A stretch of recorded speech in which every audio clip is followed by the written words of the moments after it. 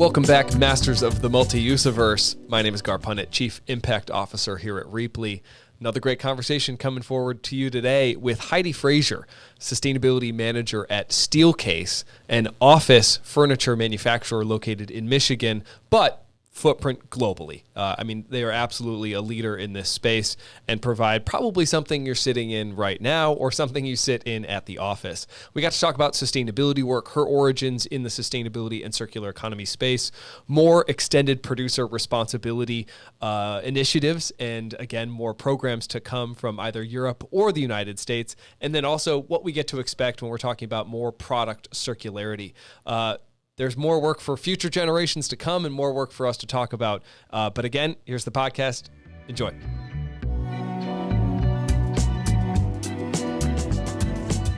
Heidi, thanks for joining us. We've got Heidi Frasure here from Steelcase, Sustainability Manager at Steelcase, one of the leaders in office furniture manufacturing. So excited to have you. Thanks for joining to talk about circularity and sustainability. How did you get involved with sustainability and circularity? And then how did you get your start and involvement at Steelcase? Yeah, so thanks for having me. I'm excited to be here. My background really is kind of weird. I got my start in environmental compliance. My background is actually watershed science and stewardship. So kind of hit the ground running, working for the Department of Energy, doing nuclear waste site cleanup. So it was a little funky. I don't glow, but had a lot of experience doing actual cleanup efforts. So saw firsthand what happens when organizations, including our government, don't manage waste properly and don't actually have sustainable efforts. So got my start there, and then kind of moved on through the industry on consulting terms. So worked on a huge oil spill cleanup project on the Kalamazoo River here in Michigan.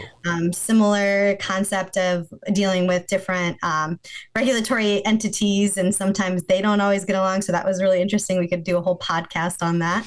And then kind of jumped into like the manufacturing side of things. So I did some internal auditing with a company called Intertech out of Grand Rapids, and Absolutely. saw how things were made from like behind the scenes. And that was really cool, and kind of started really evolving and growing from there in the sustainability world. I've been with Steelcase for 5 years, and really excited about kind of changing from within, especially with corporations. I think we always kind of want to make a difference, and I volunteer a lot on the side, but I really think the difference comes from within organizations. And so that's kind of where my passions are driven. I also fly fish and do a lot of outdoor activities. So keeping the environment clean is a huge passion of mine in general. Well, that maybe speaks to the passion for the river systems as well. I want to take a step back actually into something you talked about with the regulatory efforts.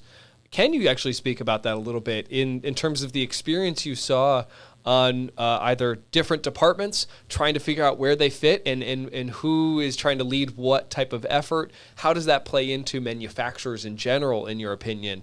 I think that's always an interest for our audience on how does the business landscape maybe interact with the compliance and regulatory landscape. What have you seen from your experience in that? Yeah, I would say it's ever evolving and kind of patchwork and difficult to stay ahead of. So right now, I mean, from a circular economy perspective, I think there's a ton going on in that space, especially in Europe. And I think there's a lot of efforts being put forth around extended producer responsibility laws and what companies do with their products after they're placed on the market. Like, where does that ownership start and stop, and how much ownership should they have over end of life treatment and management of their products? So I think it's ever evolving. We're seeing it pop up here in the States too now, Maine, Oregon, bunch of packaging, extended producer responsibility laws coming out. And I think furniture is definitely on a lot of radars from that perspective. So it's something we're definitely keeping an eye on. It's interesting. I think it pushes industries in directions, Yep. sometimes positive, sometimes not so positive, because I think it can be really confusing. Like I said, it's Yes. patchwork. So in Europe, especially, we tried to have a integrated and aligned system through the EU, but unfortunately, that's not really how it played out. So the extended producer responsibility laws there are really confusing. And Oh. in some cases, not always going towards actually funding recycling of the products, which is what the whole point of them was. So I think there's a lot to be said for like learning lessons learned on what was done right, what was done wrong. And I'm hoping that the states and Canada kind of take a note from that rather than trying to like repeat what they're doing and continuously doing the wrong thing. So I'm a, yeah, I think it's pushing industries in different directions. I that's yeah, I think that's fascinating where again there's a continual there's a reaction, re-reaction from a government and business standpoint that is just again ever evolving to your point. What I could have phrased this negatively, and I'm going to try not to. We in the States kind of can go back and forth with how the business community views the government community, and always the reaction. And I'm typically I'm fairly pro some sort of regulations when it comes to the environment, but also understand the consequences that has on growing business and understanding those regulations. What positive light do you see happening here in the States on efforts of coming together and really figuring out a lot of these paths that we have towards solutions of our future? Yeah, I think where it can be positive. I mean, everyone has a role to play in a circular economy. If, Yep. if you look at a true circular economy, it cannot happen without regulations. It cannot happen without businesses, and it cannot happen without partnerships and different players in that space. So I think really regulations have a role to play in that and setting the level playing field. So if you have a federal law around EPRs, that sets a really level playing field for any industry that's trying to do business in the States. We know what we need to do. It's clear. You can actually implement it and it will have actual tangible impacts. That's, I think, best case scenario. Unfortunately, what we see though is this patchwork system coming out with the different state regulations. Yep. Each one is regulating different products, so they have different products in scope. Sometimes it's furniture, sometimes it's not. They're setting different thresholds of sales. There's different costs. There's different EPR systems in place. So some, again, may not even, your money, once you're submitting that money into the EPR program, it may not ever get back to the recyclers and the infrastructure that actually need the money to ensure that that product is getting recycled at end of life. So I think there's a lot of Wow. barriers there that are just not working well. And like I said, you can learn from what's happening in Europe right now. And that's what we're kind of seeing is like that money is going in from the OEMs like Steelcase. We're paying into these systems, but is it really actually going towards the infrastructure that's needed in order to support the recycling of products? I mean this in the best context. I think what you're saying too is there's a regionality to determining some of these regulations outside or within a federal mandate of some sort. I think it's always so interesting to me when you talk about the certain power dynamics within those regions. And so it's actually, I think of Michigan as such an innovative state when it comes to a lot of these initiatives. We at Rheaply, we're working with a lot of similar contacts that you all might have at Steelcase. But it's so interesting how that identity in Michigan has formed towards a lot of these initiatives and pushing these initiatives. What can you say about that within Michigan? I've always been fascinated by seeing a lot of these innovative type of solutions, but then also really sticking by legacy solutions like a bottle bill. What can you say about the identity within Michigan that you feel being a native? Yeah, I've worked a lot with the state on what they're trying to do and initiatives around recycled content, initiatives around reuse and circular economy. So I think the state really does care about these issues. They want to be kind of leading the charge in that sense. And then we also, from a furniture perspective, obviously have a lot of furniture industry here in the Grand Rapids area in particular, but Michigan in general. So I think there's a lot of interest around exploring what reuse looks like. We have Kent County landfill right now, reimagining what a landfill looks like, and potentially putting a system in place where they could capture that value at the end of life and reuse it in some fashion, either through taking the plastics out and reusing it, or really innovative strategies around like burning the material to a point where it could be used as a filler for plastics. There's all sorts of really cool exploration going on with the Kent County landfill. So I think it's interesting. Michigan is taking a lead there. We also have very low recycling rates. If you look at it from, a state perspective, we're one of the lowest in the country. So I think Michigan is taking, the lead on, hey, we don't want to be the lowest. Yeah. We want to do what's right. I think a lot of it does come down to like politics and tipping fees and such, though. So as long as tipping fees are low and landfill is still the least expensive option, that's going to be where products end up. And so I think ultimately Michigan is trying to look at that differently and see how they can incentivize more recycled content, which would eventually drive that recycling infrastructure and that recycling economy. I think they're exploring EPRs. We're not sure where they're going to go yet with that, but I think there's definitely some really innovative thinkers at the state level that are kind of driving change, and there's funding there too, which is always good to see. Always good to see. I wanted to call this out. I love there's usually so many economics at play here when it comes to landfills or those tipping fees. One thing that's always fascinating is Michigan kind of makes sense, though, because y'all have a lot of space. And so when there's so much space, a lot of land, the land is cheaper, which means the tipping fees are cheaper, which means it's easier to put things in landfill. And so that's always such a dynamic that I think people forget when it comes down to almost just the simplicity of those economics sometimes. Where does Steelcase fall in this? What's the vision? I mean, y'all have been creating great furniture for a long time. In Rheaply's business, we see the aspects of that great builds that you all have. So there's obviously care and intentionality in the design and in the manufacturing. How do you all treat those products? What is your sort of the sustainability strategy? What's the circular economy strategy involved with sort of the future of Steelcase? Well, I think we're on a journey, and I think all of the OEMs are on a journey right now to really explore what does that look like for us. We obviously build products that last a really long time. There's a ton of Steelcase furniture on the resale market, so we know that they last a long time. We will continue to build products that way. They have one of the longest extended warranties on the market. So that's always kind of been built into what we do. But I think what we're exploring now is what does it look like for us to help customers keep our products out of landfill. And when we do that, what we're finding is it's not just keeping our products out of landfill, we're keeping competitor products out of landfill as well.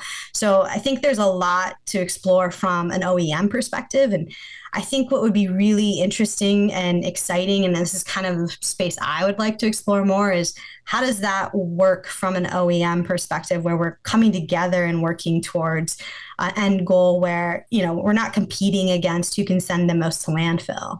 So we all have similar issues, and there's similar scalability problems and regionality issues. So how could we potentially come together as OEMs and explore what does that look like for us to support? Maybe it is an EPR program. Maybe it's something where we're all funding and investing in end of life opportunities for customers so that we're supporting that circularity, working with you guys, working with partners to pilot and explore what does it look like to reuse Steelcase furniture. I think there's so much to explore there, and we're really just kind of on the cutting edge of a lot of that. But we've had some really great partnerships recently with Green Standards and others where we're really trying to keep products out of landfill and have a high diversion rate there. But not only that, it's also helping with local communities. So when those pieces get donated in local communities, you're able to tell those stories of the beneficiaries. And so it's helping that beneficiary not have to worry about how they're going to find seats for their people. So there's some social aspects there too. And I think that's kind of the interesting part of a circular economy for me, is not just thinking about landfill diversion and waste. It's about the whole story. How do you upskill local communities to be makers and refinishers? Yes. Because I think that's really where this is going to have to head. It doesn't make sense for a customer in San Francisco to send 1,000 chairs back to Grand Rapids to be refurbished or remanufactured.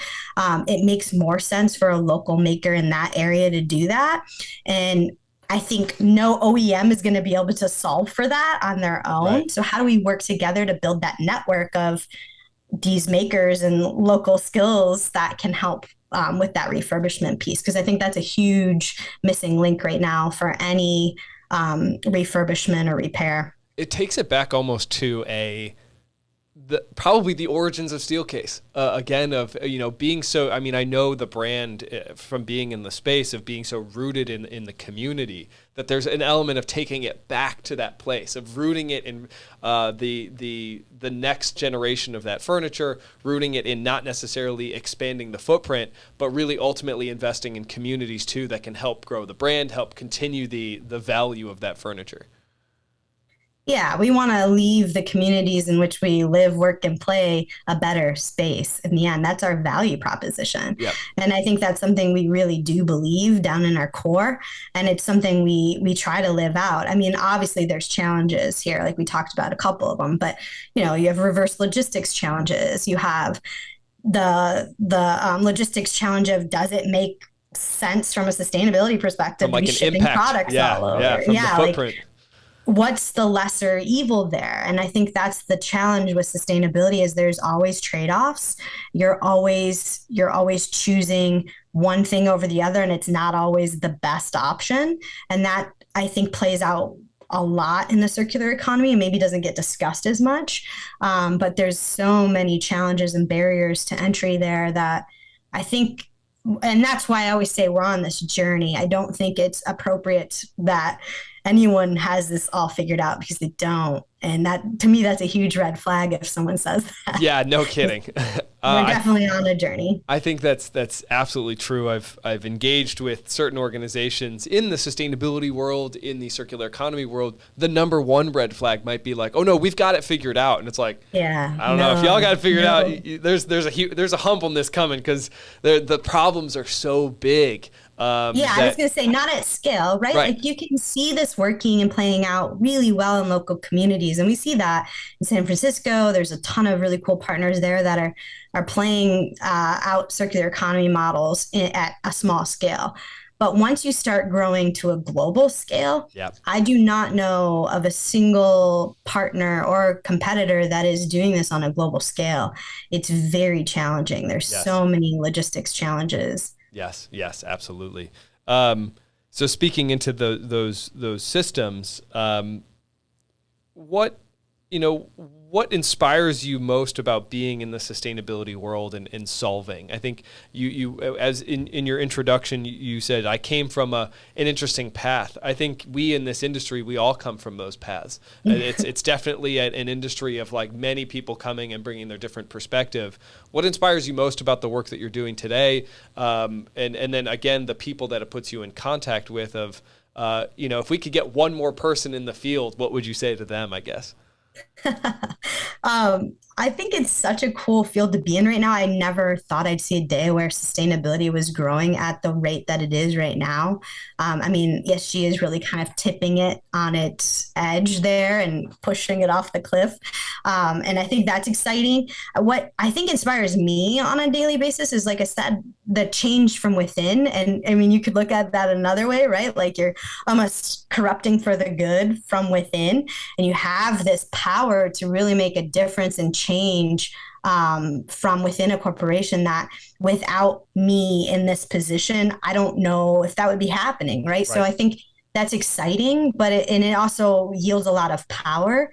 And so I think that's exciting. I'm excited always by, and we talk about this a lot, you and I, about how do we marry sustainability and profitability. I don't think those two have to be mutually exclusive of each other. I think polar you can opposites. It's possible. Yeah, I think it's totally possible. And I've seen that play out in my career quite a bit on, taking plastic wrap at Steelcase that was waste. It was going to landfill, taking that, and just by changing the system, and it was a lot of work to change that system and how it was being managed. But once we did that, we were able to take it, bale it, and send it to a an end party that was able to reuse that material for a feedstock for a new product. So those are small little examples of circular economy playing out, but that was a profitable model for us. We were getting money back from it, whereas we were paying for it. Yeah. Can I have you unpack that a little bit? I think so many times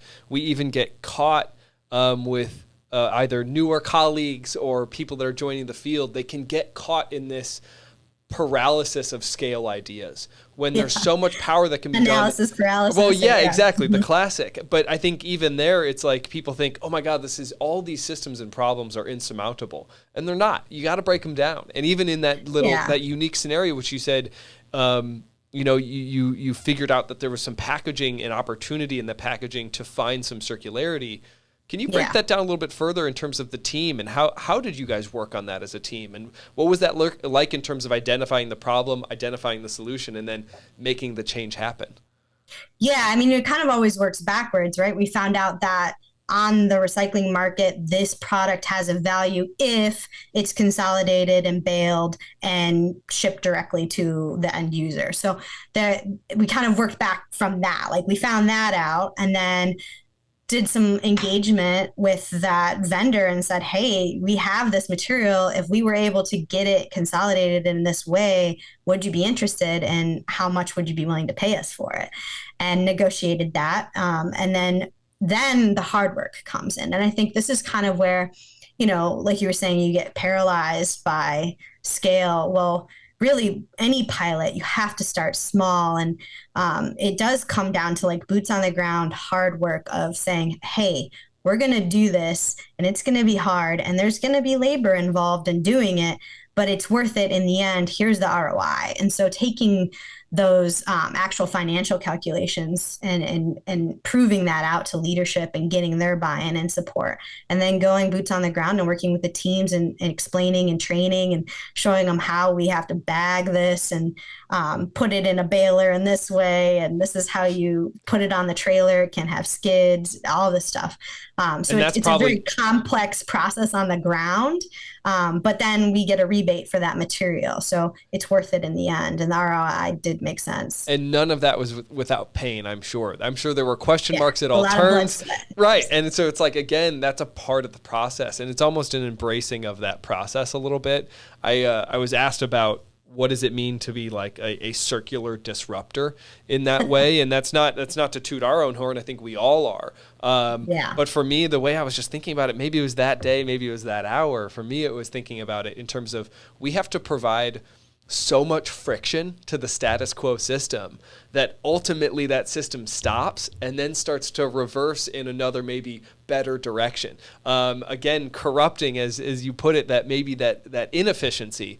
Or it was efficient for one way of thinking, but now we can build an efficiency in another way of thinking that ultimately builds in profitability. And I think that friction is just a part of the process. The pain is a part of that process. Even on the smaller scale, like just starting to question things like, does this make sense? Does it make sense to continue to, in the plastic wrap example, continue to throw that away at a cost, or does it make sense to reconfigure it in a way that, it takes some time, but once you get that system running, it's a smooth system and you're making money off that. That makes more sense. So I think just kind of breaking that down, like you're saying, not getting caught up in the scale. I think a lot of people get caught up in the scaling on a circular economy. We were talking about this earlier today. Like people just jump to the end state of like, wouldn't this be cool? And it's like, yeah, but in order to get there, you got to figure this out and this out and this out and that out. Yes. So there's so much in between that needs to work out. And it's completely dependent on partnerships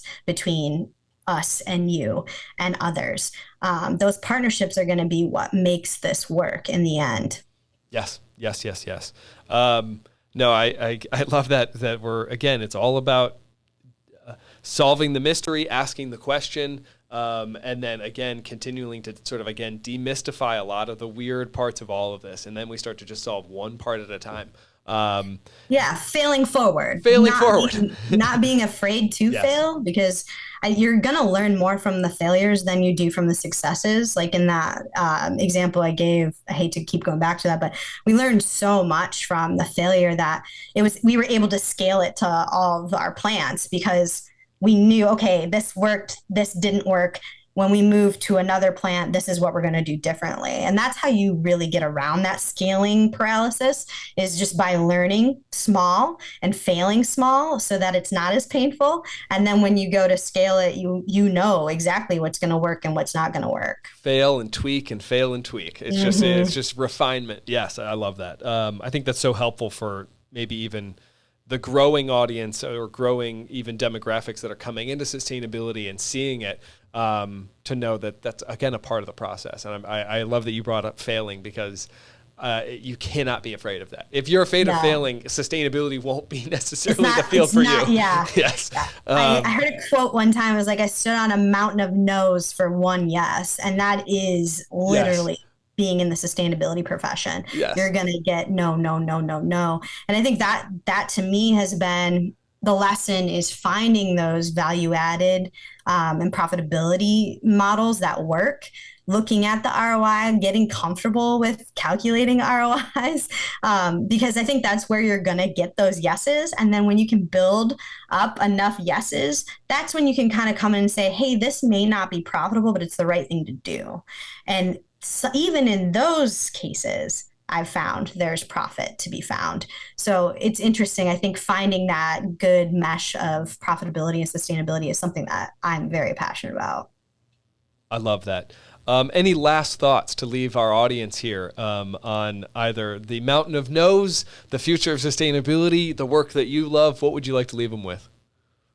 I think I'm super excited about the new flock of people that are coming in the sustainability world. I think they have a really good business acumen, which is really fun to see, because a lot of us, like me, there was no sustainability degree when I was in college. It was like you get an undergrad in some environmental science degree and then you move into the sustainability world.